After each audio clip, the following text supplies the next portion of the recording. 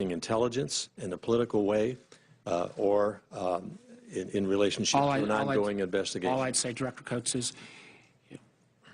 there was a chance here to late arrest some of these press reports. If the President is asking you to intervene or downplay, you may not have felt pressure, but if he's even asking, to me that is a very relevant piece of information. And again, at least in terms of the conversation with Admiral Rogers, I think we will get at least some, another individual's version, but at some point these facts have to come out. Thank you, Mr. Chairman. Senator Risch.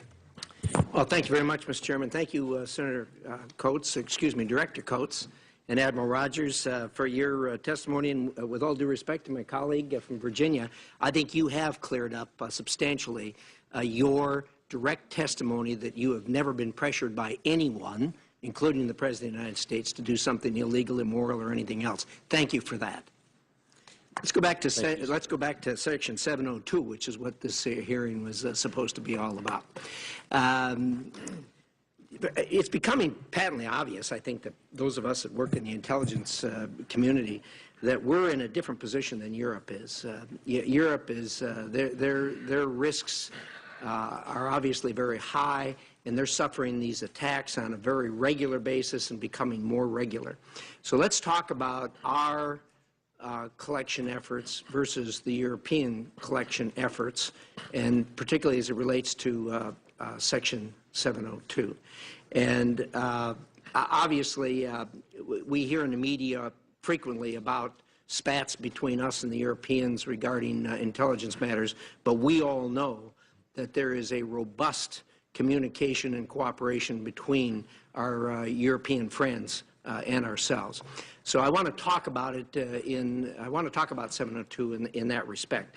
Why don't we start, Director Coates, with you, and then I'll throw it up for anybody else that wants to comment on this. How important is 702, the continuation of Section 702 and its related parts, to doing what we have been doing as far as helping the Europeans and the Europeans helping us, and doing the things that we're doing here in America to see that we don't have the kind of situations that have been recently happening in Europe. Director Coates, start with you. Well, having just returned a few weeks ago from major capitals in Europe and discussing this very issue with my counterparts throughout the intelligence communities of these various countries, they voluntarily, before I could even ask the question, expressed extreme gratitude for the ability, for the information we have been able to share with them relative to threats. Numerous threats have been avoided on the basis of collection that we have received through 702 authorities and our notification of them of these impending threats, and they have been deterred or intercepted. Unfortunately, what has happened just recently, particularly in England, shows that regardless of how good we are, there are bad actors out there that have bypassed the more concentrated large attack efforts and taken it either through inspiration or direction from ISIS or other terrorist groups, have chosen to take violent action against the citizens of those countries. The purpose of the trip was to ensure them that we would continue to work and share together. Their collection activities, capabilities, in many cases are good, but in some cases lack the ability that we have. And so this ability to share information with them that helps keep their people safe also is highly valued by them. But I don't think we should take for granted that just because Europe has been the recent target of these attacks, that the United States is safe from that. We know through intelligence that there's plotting going on, and we know that there's lone wolf issues and individuals that are taking instructions from ISIS through social media, or that for whatever reason are copycatting what is happening. And so that threat exists here also. And let me lastly say that the nations I've talked to, many of which have been extremely concerned about violating privacy rights have initiated new procedures and legislation and mandates relative to giving the intelligence agencies better collection because they think they need it to protect their citizens. Thank you very much. In just a few seconds that I've got left, Mr. Rosenstein, could you tell me, please, we get a lot of pushback from the privacy people. And we've now heard testimony that there's been no intentional violation over the 10 years. Could you tell the American people what's in store for someone who these guys catch intentionally misusing 702, since you're the highest ranking member of the Department of Justice here? Yes, Senator. I can assure you, Senator, that in the Department of Justice, we treat with great seriousness any allegations of violations regarding classified information. So if there were a credible allegation that someone had willfully violated Section 702 in a way that was in violation of a criminal law, we would investigate that case, and if prosecution were justified, we would prosecute it. I know Director McCabe shares with me that commitment. We recognize that we have an obligation to the American people to make sure that these authorities are used appropriately and responsibly, that we comply with the Constitution and the laws and the procedures, and we're committed to devote whatever resources are required to make sure that if there are willful violations, people are held accountable for them. And this is your commitment and the Department of Justice's commitment to the American people. That's correct. Thank you, Mr. Rosenstein. Thank you, Mr. Senator Feinstein. Thanks. Thank you, Mr. Chairman. Just a couple of comments on Section 702. It's a program that I support. It's a program that I believe has worked well. It's a big program. It's an important one. It is a content collection program involving both internet and phone communications. So it can raise concerns about privacy and civil liberties. In the year 2016, there were 106,469 authorized targets out of 3 billion internet users. That's the ratio. The question of unmasking has been raised. It's my understanding that 1,939 U.S. person identities were unmasked in 2016 based on collection that occurred under Section 702. So my question is going to be the following, and I'll ask it all together, and hopefully you'll answer it. I would like a description of the certification process and the use of an amicus. I would like your response to the fact that the question, the program sunsets after 5 years, about raising that sunset versus no sunset because of the privacy concerns. It's my belief there should be a sunset. And the use of an amicus, which is currently used as part of the certification process, and whether that should be continued and formalized. So, Admiral, it's programs under your auspices. I could, if I could. DOJ is going to be smarter on the amicus piece. Okay. Please, will you take that piece and I'll... I'm not sure I am smarter on the amicus piece, Senator. I can tell you this, though, that with regard to the question of unmasking, this is actually primarily a question not for the department. The determination is made by the intelligence agencies. If there is a situation where a foreign person has been communicating about an American person, and a decision is made whether or not the identity of the American person is necessary in order for that intelligence to be properly used. I think what's important for people to recognize, Senator, is that's an internal issue. That is, that unmasking is done internally, within the cloak of confidentiality within the intelligence community. That's a different issue from leaks. In other words, if somebody's identity is disclosed internally because it's relevant for intelligence purposes, because that's the goal of this collection, is to understand. Mr. Rosenstein, let me just tell you, I just listened to somebody who should have known better talking about unmasking in a political sense, that it's done politically. And that, of course, is not the case. And so what I'm looking for is the definition of how this is done and under what circumstances. And I think, Senator, that because that's really a decision made by the IC, the Intelligence Committee, not by the Department, it would be appropriate for them to respond to that. I can do that. So with respect to unmasking, the following criteria is applied. First, for the National Security Agency, we define in writing who has the authority to unmask a U.S. person identity. That is 20 individuals in 12 different positions. I am one of the 20 in one of those 12 positions, the director.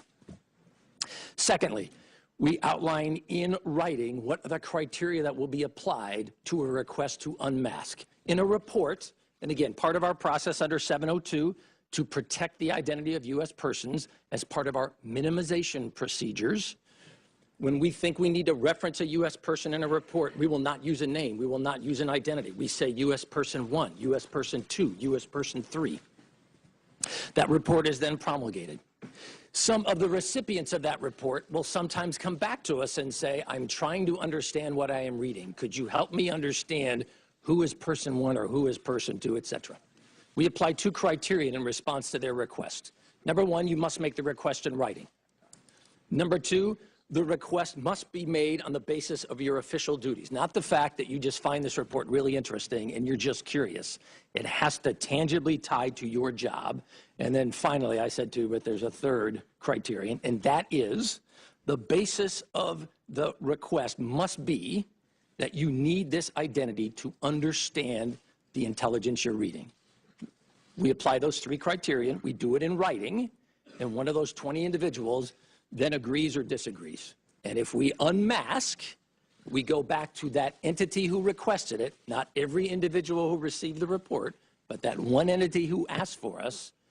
We then provide them the U.S. identity, and we also remind them the classification of this report and the sensitivity of that identity remains in place.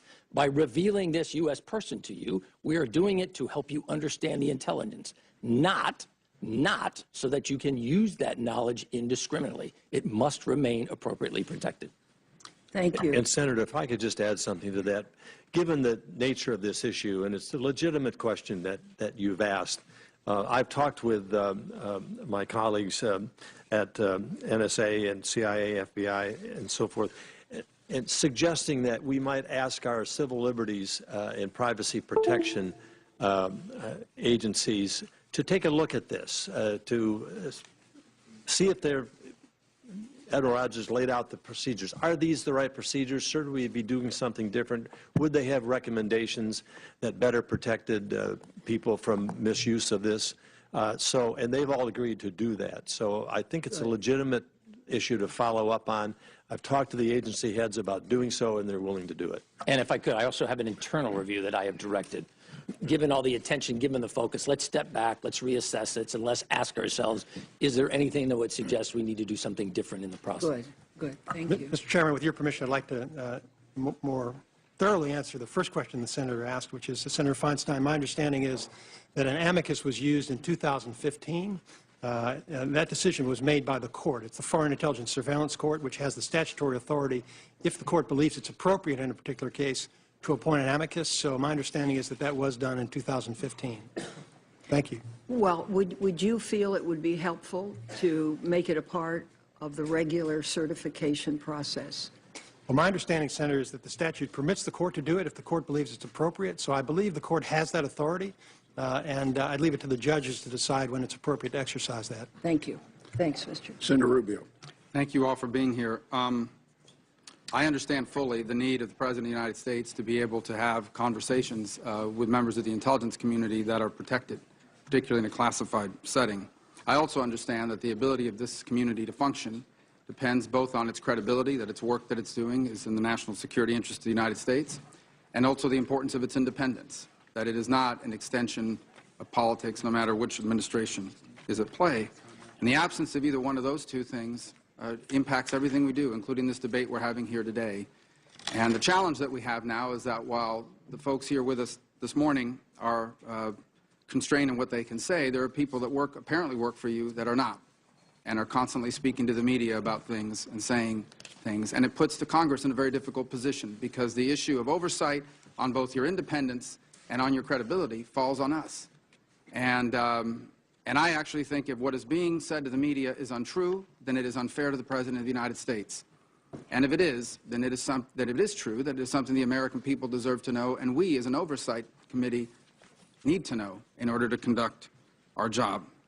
And so my questions are geared to Director Coates and Admiral Rogers. You have testified that you have never felt pressured or threatened by the President or by anyone to influence any ongoing investigation by the FBI. Are you prepared to say that you have never felt, that you've never been asked by the President or the White House to influence an ongoing investigation? Well, Senator, I just hate to keep repeating this, but I'm going to do it. I'm willing to come before the committee and tell you what I know and what I don't know. What I'm not willing to do is to share what I think is confidential information that ought to be protected in an open hearing. And so I'm not prepared to answer your question today. Director Coates, I would just say, and with incredible respect that I have for you, I am not asking for classified information.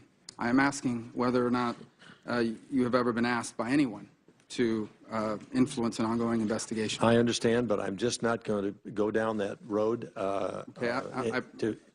in a public forum. And I also was asked the question if the special prosecutor called upon me to meet with him to ask his questions. I said I would be willing to do that. I likewise stand by my previous comment. Okay, well then, in the interest of time, let me ask both of you, has anyone ever asked you, now or in the past, this administration or any administration, to issue a statement that you knew to be false? For me, I stand by my previous statement. I've never been directed to do anything in the course of my 3+ years as the director of the National Security Not directed, Agency asked. that I felt to be inappropriate, nor have I felt pressure to do so. Have you ever been asked to say something that isn't true? I stand by my previous statement, sir. Director Coates? I do likewise. Well, let me ask this of everyone on this panel. Is anyone aware of any effort by anyone in the White House or elsewhere to seek advice on how to influence any investigation?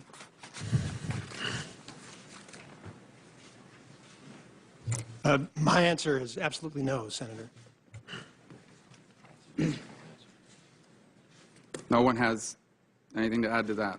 I don't understand the question. The question is, are you aware of any efforts by anyone in the White House or the executive branch looking for advice from other members of the intelligence community about how to potentially influence an investigation? Are you talking about me? No. No. Okay. Who wants to answer? I'm sorry. I'm not sure I understand the question, but if you're asking whether I'm aware of requests to other people in the intelligence community, I am not. Seeking advice on how we could potentially influence someone. You're not aware of anyone ever saying or reporting that to you?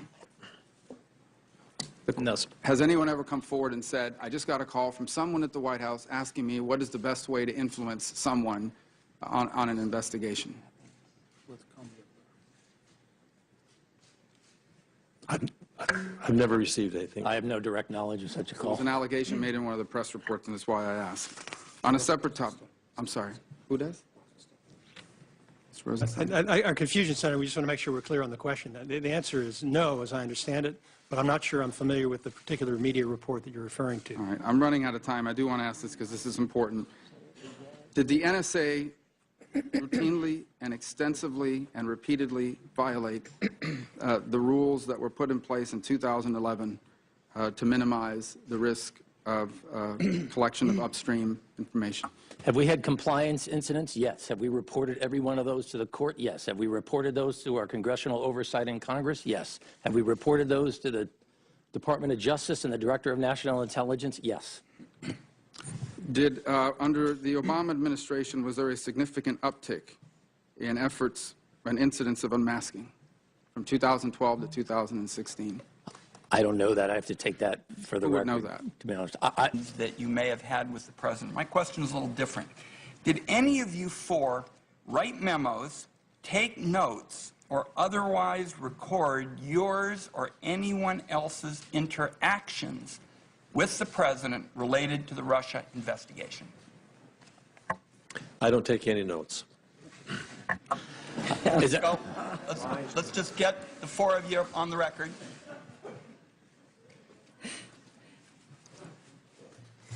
Senator, I rarely take notes. I've actually taken a few today. But I am not going to answer questions concerning the Russia investigation. I think it's important for you to understand. Not on whether you wrote a memo. I'm not going to answer any questions, Okay. Senator, about the My Russian. time's going to be short. Whether you wrote a memo, notes, anything. I also am not going to comment on any conversations I may have had or notes taken or not taken relative to the Russia investigation. And likewise, I take the same position. Director Coates, on March 23rd, you testified to the Armed Services Committee that you were not aware of the President or White House personnel contacting anyone in the intelligence community with a request to drop the investigation into General Flynn. Yesterday, the Washington Post reported that you had been asked by the President to intervene with Director Comey to back off of the FBI's focus on General Flynn. Which one of those is accurate? Senator, I will say once again, I'm not going to get into any discussion on that in an open hearing. Both of them can't be accurate, Mr. Director. Mr. Director, as recently as April, you promised Americans that you would provide what you called a relevant metric for the number of law-abiding Americans who were swept up in the FISA 702 searches. This morning, you went back on that promise, and you said that even putting together a sampling, a statistical estimate, would jeopardize national security. I think that is a very, very damaging position to stake out. We're going to battle it out in the course of this because there are a lot of Americans who share our view that security and liberty are not mutually exclusive. We can have both. And you rejected that this morning. You went back on a pledge, and I think it is damaging to the public. Now let me... Senator, could I answer the question? Mr. Director, my time is short, and I want to ask you about one other 702. Well, I would like to answer your question. Briefly. What I pledged to you in my confirmation hearing is that I would make every effort to try to find out why we were not able to come to a specific number of collection on U.S. persons. I told you I would consult with Admiral Rogers. I told you I would go to the National Security Agency to try to determine whether or not I was able to do that. I went out there, I talked to them, they went through the technical details. There were extensive efforts on the part of, I learned, on the parts of NSA to try to come to get you an appropriate answer. We were not able to do that. Respectfully, that's not what you said. You said, and I quote, "We are working to produce a relevant metric." Now let me go to my other question. But we were not able to do it, to achieve it. So working to do it is different than doing it. You told the American people that even a statistical sample would be jeopardizing America's national security. That is inaccurate and I think detrimental to the cause of ensuring we have both security and liberty. Now here's my other question. We are trying to sort out Can the who witness the respond? targets, who are the targets, Apparently not. who are the targets of a 702 investigation. Director Comey gave 3 different answers in a hearing a month ago.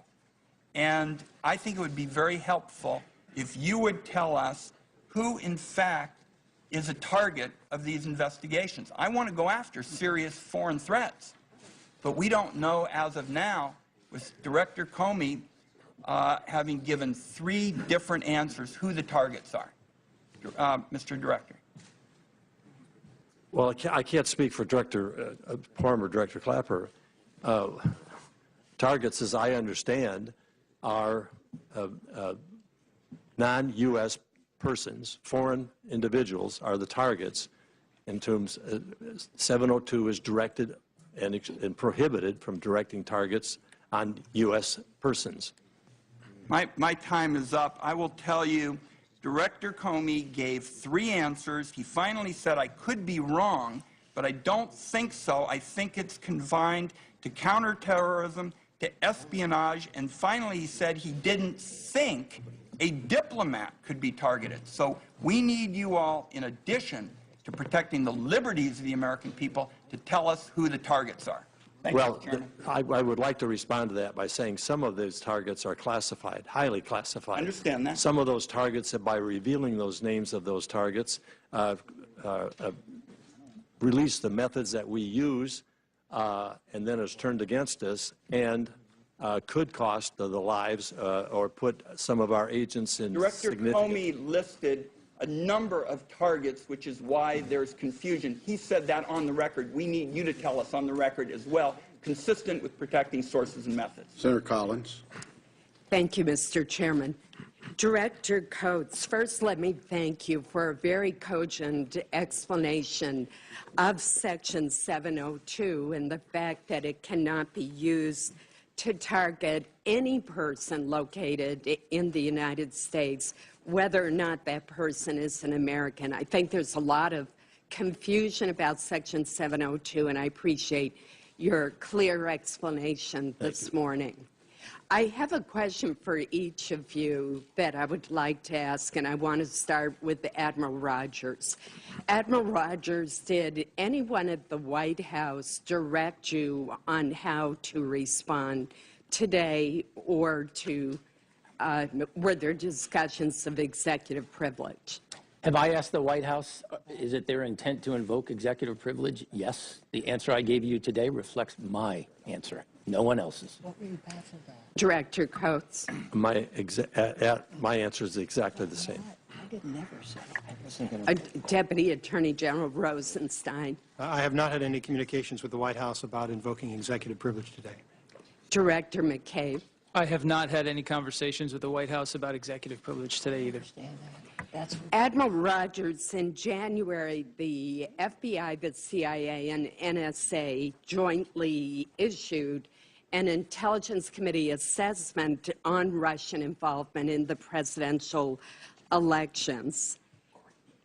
You've testified today that the IC relied in part on 702 authorities to support its conclusion that the Russians were involved in trying to influence the 2016 elections. Can you provide us with an update on NSA's further work in this area?